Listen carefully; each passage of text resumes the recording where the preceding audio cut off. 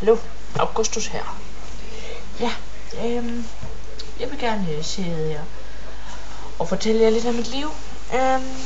Mine venner kalder mig Freddy, fordi det er jeg ikke. Det var det bare. Mine andre venner kalder mig Fede Freddy. Jeg ved ikke helt hvorfor. Så tror jeg skal lige have noget vand. For så fanden. Ved du hvad, jeg drikker sgu bare noget cola, det er sgu ikke det. Altså, hvad er det sgu bare for noget? Skål for helvede.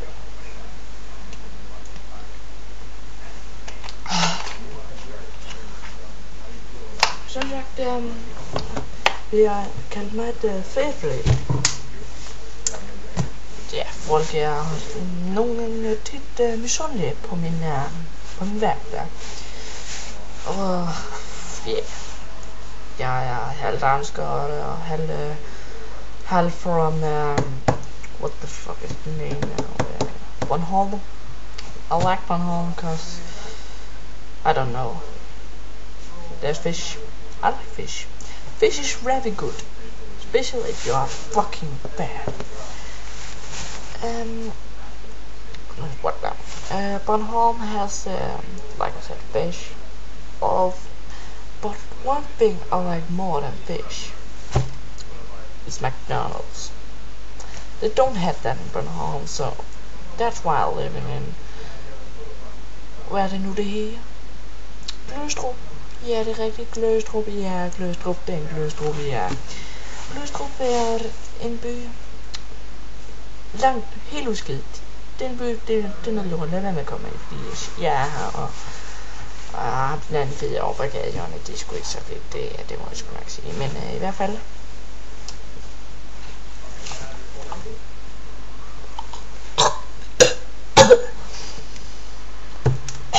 Undskyld. Det skal ikke engang imellem, fordi hvis mine muskler de trækker sig en om sin ende, så you know, it's hard to be football fan. Nå ja, fodbold. Fodbold betyder virkelig meget i min hverdag. For eksempel jeg holder med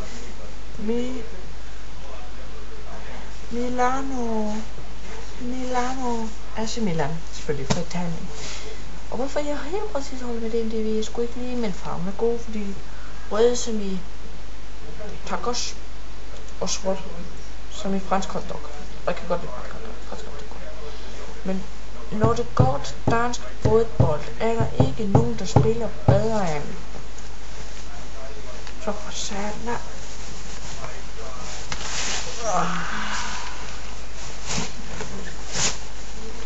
De er vi fra vejen fra. Og så er der sikkert nogen af jer, der tænker, for helvede, jeg skulle da rønne med hende.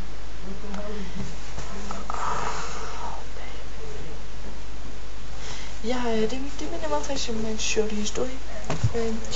Jeg var i Københavnstrup, og hvad lavede jeg der? Nå jo, jeg var ude og besøge min kæreste. Hun var en rigtig badge. Det kan jeg godt lige fortælle jer. Badge.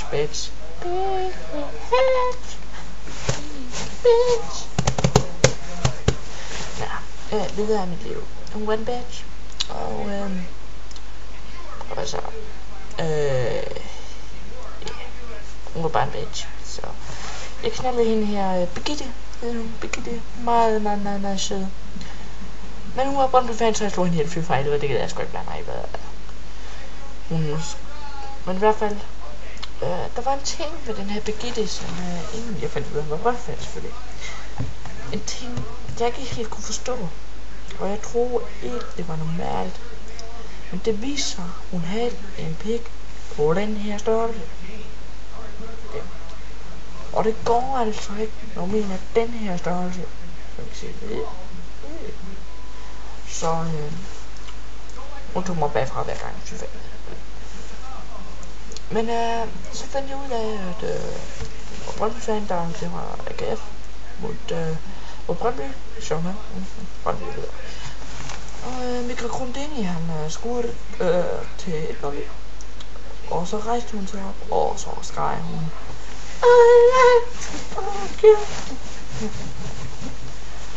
Og jamen det samme jeg gjorde. Jeg gik først ud Ej, det er ikke løg. Jeg gik først ned til kiosken i København. Og efter det, da jeg var dernede, så gik jeg hen til... Så gik jeg hen til...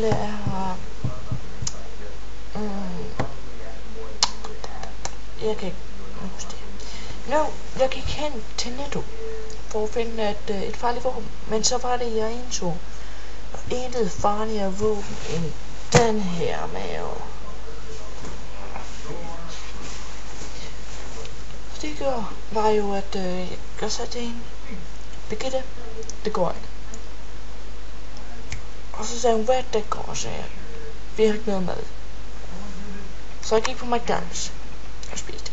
Og jeg fik 3 cheeseburger, 2 McFeast og 15 pomfritter og en masse...